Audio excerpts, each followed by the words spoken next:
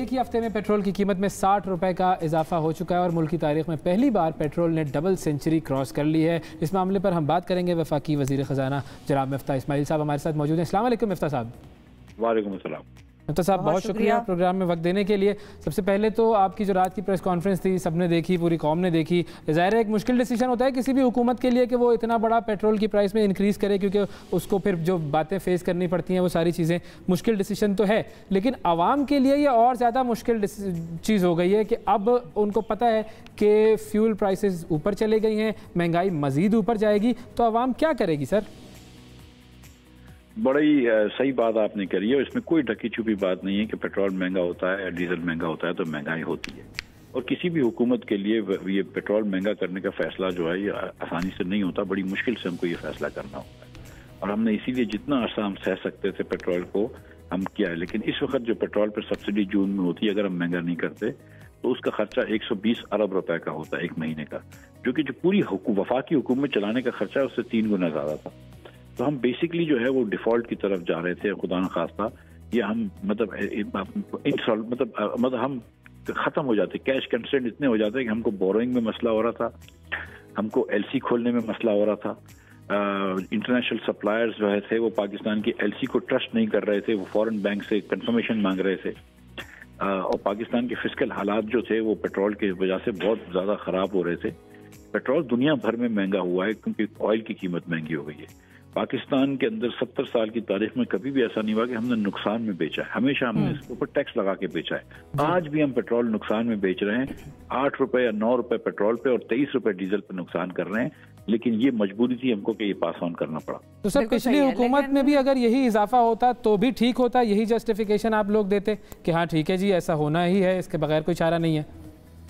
और आप देख लीजिए कि फर्क किया है कि जब 2017 के अंदर मैंने प्राइस बढ़ाई थी तो इमरान खान साहब ने 8 रुपए प्राइस बढ़ाई थी, मगर 80 रुपए प्राइस हुई थी। तो इमरान खान साहब ने दूसरे दिन जो है वो फौरन मैसेज किया, ट्वीट किया कि पिछली हुकूमत ने पेट्रोल बम गाड़ा। और वो तो हमेशा ये कहते थे कि पेट्रोल महंगा हो जाए तो वजीर, लेकिन ये तो सारी हुकूमतें कहती है ना, मतलब खान साहब के दौर में भी जब बढ़ा था तो आप लोगों ने भी यही कहा था। आपका तो वो सोशल मीडिया पे क्लिप इतना चल रहा है, आपने भी देखा होगा। वो मैं जवाब दे दूं सर आपके सवाल। जी जी।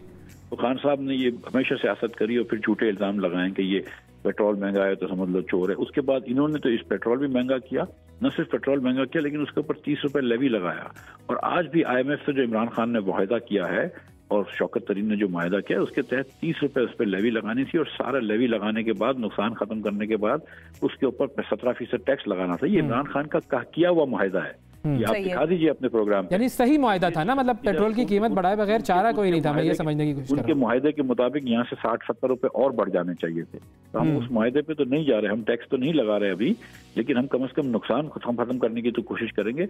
और जो गरीब लोग हैं उनके लिए 14 करोड़ घर वालों को, हाउस होल्ड्स को, घरानों को 8 करोड़ 50 लाख लोगों को 2-2 हज़ार रुपया घर हर फी घराना हमने दिया है महीने में। तो हम जितना कर सकते थे उतना कर रहे हैं। अच्छा मुफ्ता साहब, एक और सवाल भी है जो पब्लिक पूछ रही है। वो कहते हैं कि आप लोगों ने इतना अरसा PTI की हुकूमत के खिलाफ जो एक तहरीक चलाई, वो बेसिकली बुनियादी तौर पे उसका जो एक ही मैसेज था और वो ये था कि महंगाई के खिलाफ ये मार्च हो रहा है और ये हुकूमत नाअहल है और इनको घर जाना चाहिए।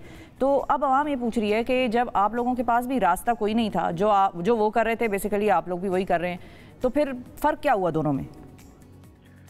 नहीं, ये आवाम नहीं पूछ रही ऐसे ही। आवाम समझती है, आवाम पागल नहीं है कि हमको आए हुए 1 या 1.5 महीना हुआ है तो 1.5 महीने के अंदर हम महंगाई खत्म नहीं करेंगे। जो 3 साल के अंदर इमरान खान साहब मईशत का कबाड़ा निकाल के गए, को मिसाल दे देता हूँ आपको कि जितना 71 साल में कर्ज लिया गया था 25,000 अरब रुपया था, इमरान खान के 3.25 साल में 20,000 रुपया कर्ज ले गया, यानी कि 80% कर्ज लिया गया इमरान खान की हुकूमत में जो 71 साल में लिया गया था। तो आवाम को ये पता है, आवाम को ये पता है कि 4 में से 3 साल ये LNG मंगवाना भूल गए थे।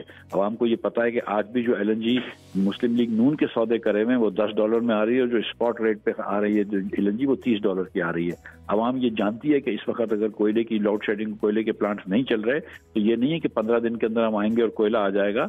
कोयले को आने में भी 2-3 महीने लगते हैं क्योंकि सौदे होते हैं, उसके बाद शिपमेंट्स होती है। तो आवाम ये समझते हैं कि इस वक्त जो महंगाई है वो इमरान खान की गलतियों का खमियाजा कौम भुगत रही है, ये मुस्लिम लीग की पैदा करी हुई महंगाई नहीं है।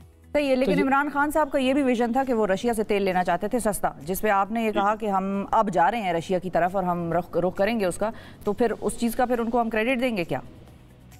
इमरान खान साहब का अगर ये विजन था तो फिर मार्च के महीने में क्यों नहीं ले लिया?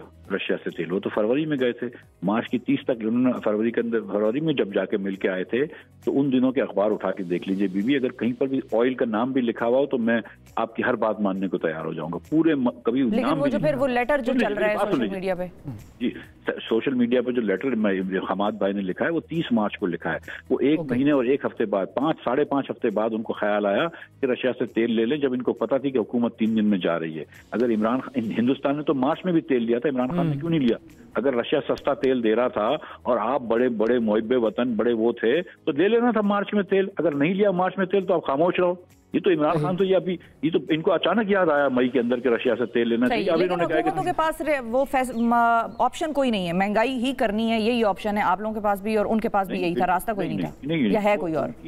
उनकी वजह से महंगाई आई है, आप मेरी बात समझ रही हैं शायद, तो ये बात सुने, मेरी गुजारिश ये कि उनकी वजह से महंगाई आई है, लेकिन हमको आते हुए अगर 2 हफ्ते 6 हफ्ते में हम महंगाई नहीं खत्म कर सकते, हमने कभी क्लेम भी नहीं किया, लेकिन इंशाल्लाह आप देखेंगे कि बजट आएगा और उसके चंद महीनों के अंदर अंदर हम महंगाई पे कंट्रोल ले आएंगे। हम ये समझते हैं कि हम इमरान खान की टीम से बहुत ज्यादा कॉम्पिटेंट हैं, आवाम इंशाल्लाह साथ दिया तो हम बेहतरी दिखाएंगे। नहीं, ये हम भी समझते हैं कि तजर्बा आप लोगों का उनसे ज्यादा है, आप लोग हुकूमत में ज्यादा टाइम रहे हैं उनसे, तो तजर्बा वाइज एक्सपीरियंस वाइज आप लोगों का ज्यादा तजर्बा है, इसमें तो कोई दो राय हो ही नहीं सकती। अच्छा सर, टारगेटेड सब्सिडी के हवाले से कोई प्लान है? जो बात ये हो रही है कि जी जो मोटरसाइकिल वाले हैं, रिक्शा वाले हैं, उनको सब्सिडी दी जाए लेकिन लैंड क्रूजर वालों को ना दी जाए। बिल्कुल, देखिए ना, एक तो जब पेट्रोल महंगा हो जाता है तो लैंड क्रूजर और मोटरसाइकिल सबके लिए महंगा हो गया, ये बात हो गई। अब दूसरी गुजारिश ये कि हमने पहले सोचा कि मोटरसाइकिल वालों को 1 लीटर के जितनी हमने कीमत बढ़ाई है उसका रोज का दे दिया करें, उनकी जो मतलब 1 लीटर रोज इस्तेमाल होता है तो उसके हिसाब से सब्सिडी दे दें, ठीक। फिर बाद में ये ख्याल आया कि बहुत सारे हमारे खवातीन होती हैं, डोमेस्टिक वर्कर्स होती हैं, दीगर होती हैं बहनें हमारी, जो कि बसों में सफर करती हैं, उनके पास तो मोटरसाइकिल भी नहीं होती, तो वो भी तो महंगाई का सामना करेंगे ना, बस का किराया बढ़ जाएगा। इसलिए हमने कहा कि हम इसके ऊपर तमीज नहीं करेंगे कि किसी के पास मोटरसाइकिल हो या ना हो, हम ये कहते हैं कि जिसकी आमदन 40,000 रुपए से कम है वो 786 पे फोन करे, वजीर आजम पाकिस्तान शहबाज शरीफ की सस्ता पेट्रोल सस्ता डीजल स्कीम के तहत उनको जून के महीने में 2,000 रुपए मिल जाएंगे अगर आपकी खानदानी आमदन 40,000 रुपए से कम हो, चाहे आपके पास मोटरसाइकिल हो, चाहे आप बस में या रिक्शे में सफर करती हैं। ठीक है। और क्विकली मिफ्ता साहब, क्विकली, बजट के बाद केयर टेकर सेटअप तो नहीं आ जाएगा? मेरी बहन, हमारा ये ख्याल है कि इसकी आईनी मुद्दत कौमी असम्बली की जो है वो अगस्त 2023 तक है और जब तक इंशाल्लाह ये असम्बलियाँ चलती रहेंगी। थैंक यू सर, बहुत शुक्रिया अदा करेंगे। वफाकी वज़ीर ख़ज़ाना जनाब मिफ्ता इस्माइल साहब हमारे साथ मौजूद थे।